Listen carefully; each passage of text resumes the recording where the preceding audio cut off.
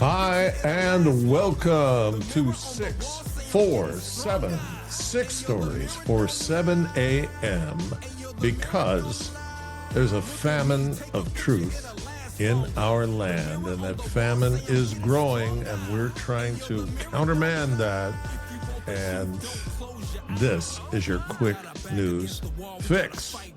And the truth starts now. Well, last night, Sunday night, I watched a powerful prayer vigil from the Kennedy Center, and just one after another, people speaking about how much Charlie Kirk meant to them and how much their faith means to them and how he has ignited this incredible movement. And this movement is, I don't think Charlie would even understand if he were here and saw all over the world prayer vigils yesterday. 3 million people in England and Italy, people dancing in the streets, singing about Jesus Christ. That's not so Catholic, you know. And Seoul, South Korea, same thing, chanting Charlie Kirk. They're all chanting Charlie Kirk. But they're chanting about something else. They're chanting about the fact that they know on some level, everybody knows that this is a war between evil and good, and that Charlie understood that, and that evil raised its head and executed him, and all it's done is blown the whole thing up bigger and bigger and bigger. When Charlie was shot, Turning Point had 9,000 plus campus organizations. Now, as of this morning, there's over 36,000 requests for them to start chapters all over the country and all over the world. So that's just phenomenal. And money's pouring in, and so many political leaders want to be identified with this. And so it's just amazing. It's like the story of the acorn in the Bible, that the acorn drops from a mighty oak, and then by God's design, a squirrel takes it and buries it in the ground, and then it freezes over the winter. And then when the ground warms up, it cracks open, it's destroyed. But that is what starts the shoot that grows the next oak tree, that creates millions of acorns over its lifespan. And that's what Turning Point is, and that's what Charlie is, and that's what Jesus is. They crucified him and thought, that's it, we're done now with this guy. And instead, everything that they did to try to end it caused a diaspora that spread the faith all over the world. So this is what's happening now. We're witnessing it, and we're watching the end of the greatest generation move on, hopefully to heaven. And you know what? There's a second greatest generation that's coming up now, and they're coming up in faith, and they're going in droves to church, and churches were full this weekend. And all of this is going to create strength and healing, and it's going to be an intolerant environment for evil. So this has all been amazing to watch. But my job here is to deal with the famine of truth in our land. And unfortunately, there's still extreme famine. And there's extreme famine around this execution of Charlie Kirk. So I don't want to belabor it. I just want you to know that if you're buying this nonsense about Tyler Robinson, then you remember the Who song, Don't Get Fooled Again? Don't get fooled again, okay? You got fooled on JFK. You got fooled on RFK. You got fooled on Martin Luther King. You got fooled on 9/11. You got fooled on the pandemic. And now they're offering you this narrative, this goofball, right? This kid raised in the Mormon family, kicked out, living with a trans furry guy. And we're supposed to believe that this guy executed this sniper shot perfectly. And if you watched his exit off the building, there's no way. There's no way. And not with that gun. And everything about that story just falls apart when you scrutinize it. But if you scrutinize the video, all different videos of Charlie sitting there in a stool, if you pay attention, there's a four-man team around him, okay, that mean him harm. There are three spotters and there's a shooter. And the three spotters are all giving signals that any Secret Service person would recognize. And at the moment that the signals are all basically saying go, the kid shoots from the roof, but I don't believe there's a live bullet in that rifle. But at the same time, a guy sitting back and to the right of Charlie, not more than 10 to 15 feet back there, shoots a homemade gun. And it doesn't make a bang like a gun. It makes the sound like racking a cartridge into a pump shotgun. And then he gets up and walks away. And all these other guys calmly walk away. And where do they walk to? I can't tell you, but I do know that an hour and 2 minutes after Charlie was shot, a jet takes off from an airport 5 miles away from the shooting site. And as soon as it gets up in the air, its transponder is turned off. So nobody knows where it's going, how fast it's going, how high it's going, none of it. Okay? And then it returns 2 hours later. Was that four-man team on that jet? Were they dropped off? Did they all take off in separate cars and go to separate states and fly back to somewhere? Don't buy the Tyler Robinson narrative. You're going to feel so stupid a couple months from now. And Charlie deserves better. He deserves the truth. He was all about the truth. So I want to read to you Dennis Prager's commentary on Charlie. He was close with Charlie, and he's a guy who has experienced death threats and hate from the left and the whole thing. He says, as an American, as a Jew, and as Dennis, I am devastated at the assassination of Charlie Kirk. The truth is, as I write these words, I can't believe I'm writing them. I am in the denial stage of mourning. He goes, Charlie was a uniquely gifted individual who in his teens created the largest movement of young Americans committed to preserving and growing America and its ideals. He tirelessly went from campus to campus, from Oxford to Utah, dialoguing with any student who wished to debate him. Using his vast reservoir of facts and his exceptionally speedy and articulate mind, he gave them what seemed to be unlimited amounts of time and then calmly eviscerated all their anti-American, anti-Western, anti-Judeo-Christian positions. I watched an inordinate number of these exchanges and thanked God that Charlie Kirk was there to do this work. America's youth in particular have lost a moral and intellectual leader, one who would perhaps have one day become their president. The Prager home is in deep mourning, as are the homes of countless Americans. The loss to us personally and to the country generally is immeasurable. He fought for liberty, democracy, justice, and the American people. He's a martyr for the truth and freedom, and there's never been anyone who was so respected by youth.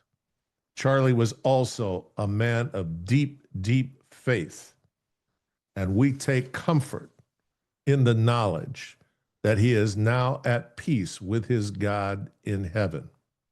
Our prayers are with his wife, Erica, the two young beloved children and his entire family, who he loved more than anything in the world. And I have to modify it, except Jesus Christ. And he is a martyr for the cause of Jesus Christ. And he wanted to be remembered for his courage and his faith in Jesus Christ. And I hope Dennis will eventually embrace Jesus Christ so that he can be with Charlie for eternity. All right. Next topic is Charlie's funeral. This is going to be a big deal. It's in Arizona. It's Sunday, September 21st. It says that the stadium opens at 8 a.m. and the program begins at 11. I don't know if that's Mountain Time. We're going to have to dig in and find out. I think this is Eastern Time they're talking about.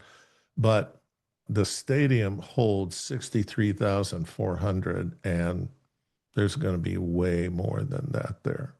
There's going to be tens of thousands outside that stadium. This is just, it's unbelievable, this reaction. And it's a God thing. It is absolutely a God thing. And I'm sure that the Lord has his arm around Charlie saying, look, I know you miss your family, but look at what's happening. Look at what that sacrifice has done. It's going to bring so many people to salvation. Churches were full. I heard it over and over again. So I just want to read some information about this. The organization shared the event details on social media with graphic reading. Join us in celebrating the remarkable life and enduring legacy of Charlie Kirk, an American legend.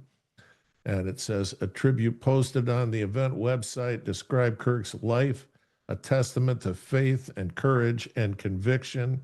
It highlighted his dedication to his family, his role as a servant of the Lord, and his leadership of Turning Point USA.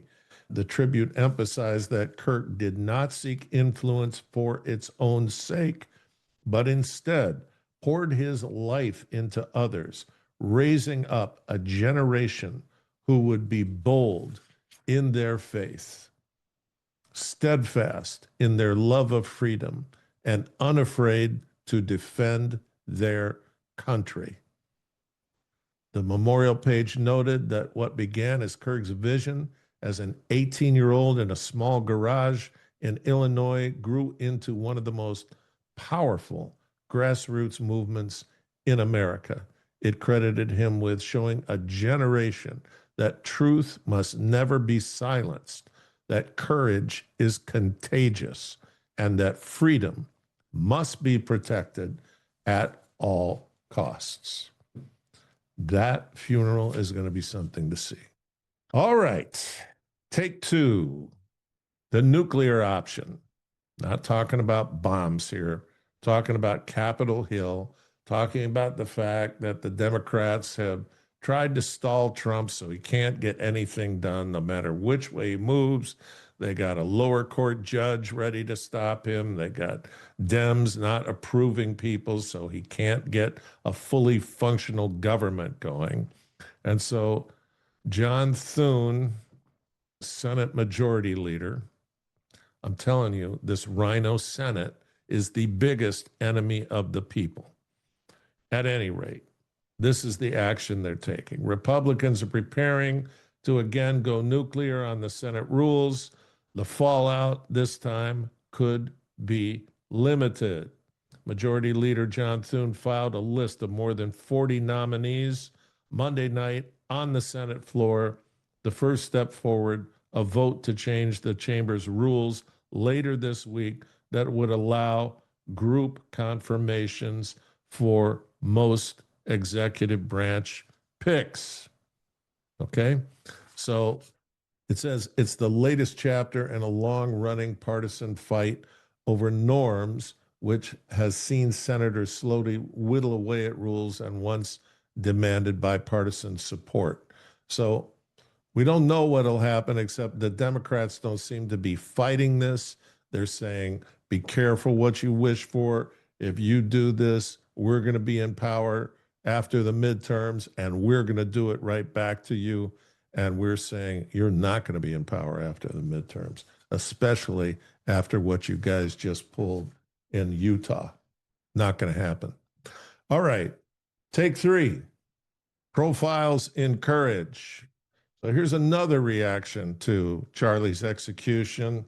Our wonderful leadership on Capitol Hill is asking for $60 million for the month of September to beef up security, right? They want security for politicians and judges.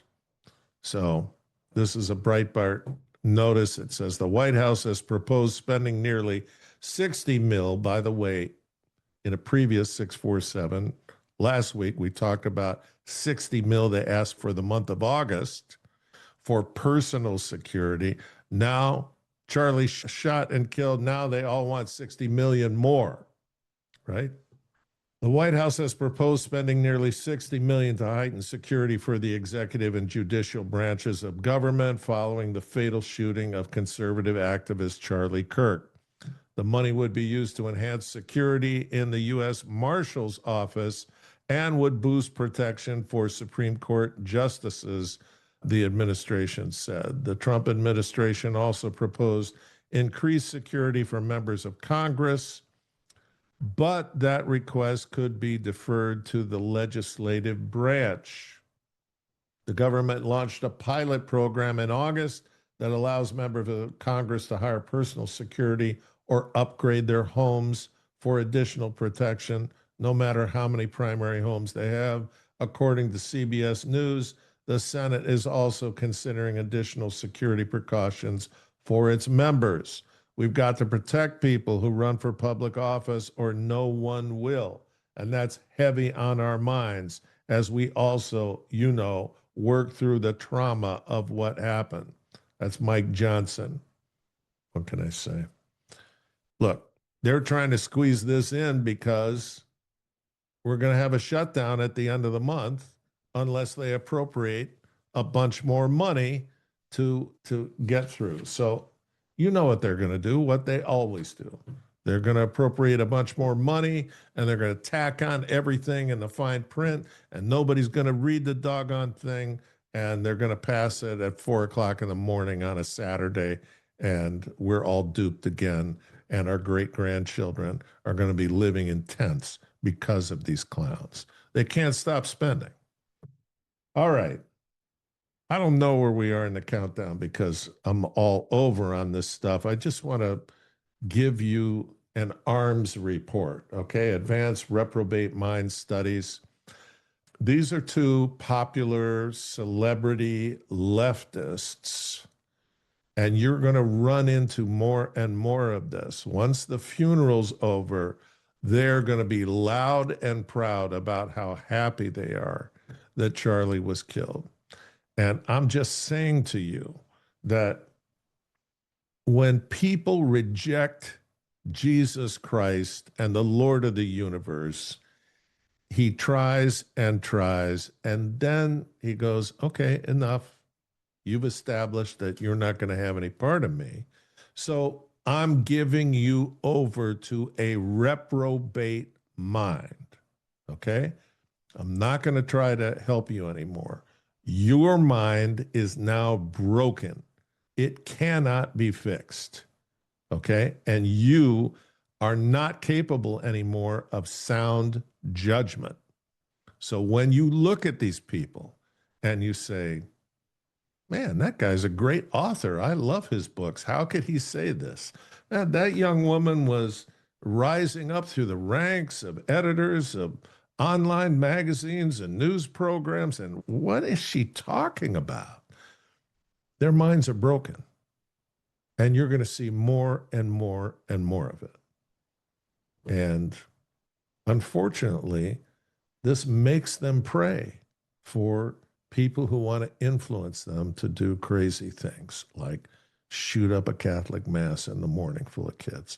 I mean, nothing much you can say. So these are 2 Breitbart reports on individuals and their reaction to Charlie. And Make of it what you will. I'm just saying the truth is you're going to be seeing more of this after the funeral at the end of the week. Former Gawker editor Elizabeth Spears unloaded in The Nation what may be the most caustic postmortem on Charlie Kirk found anywhere in media so far, comparing the slain Turning Point founder to Nazi propagandist Joseph Goebbels and labeling Kirk an unrepentant racist, transphobe, homophobe, and misogynist. The latter name calling appeared in the lead paragraph alone of a 1,000-word essay under the headline, Charlie Kirk's Legacy Deserves No Mourning, right? This is a media person. This is a media person who is popular on the left, who is a rising star on the left. And this is the way she thinks. That's the reprobate mind. That's why we have advanced reprobate mind studies. And here is Stephen King. I mean, who was more popular than Stephen King? All these thriller novels, all of them got made into movies. He's made millions and millions of dollars, and his books are being removed from bookstores all over the place because he can't shut up with his reprobate mind about Charlie Kirk. So It author Stephen King is still feeling the fierce repercussions of his lie that assassinated Turning Point USA founder Charlie Kirk advocated for stoning gays to death. Did you ever hear Charlie say that? Does that sound like something Charlie would say? That's not even good fiction, and that's what this guy does, is write fiction. Can't make it up. Just can't make it up. The major United Kingdom-based online bookstore Belfast Books has vowed to remove King's books following his comments saying his apology doesn't begin to go far enough. They write, "We thought so much more of you at Stephen King. And even though this may harm us financially, we're removing all your books from our website." Absolute, abhorrent, and ill-informed comment in the first instance that an inchoate apology doesn't begin to cover. Go further, they said. In responding to a post from Fox News host Jesse Waters, who said Kirk was not controversial or polarizing, Stephen King said Kirk advocated for the stoning of gays to death. Just saying. Senator Mike Lee suggested a defamation lawsuit against King, saying, "Please share if you agree that the estate of Charlie Kirk should sue Stephen King for defamation over this heinously false accusation. He's crossed a line. It will prove costly." King quickly apologized and deleted his original tweet smearing Kirk.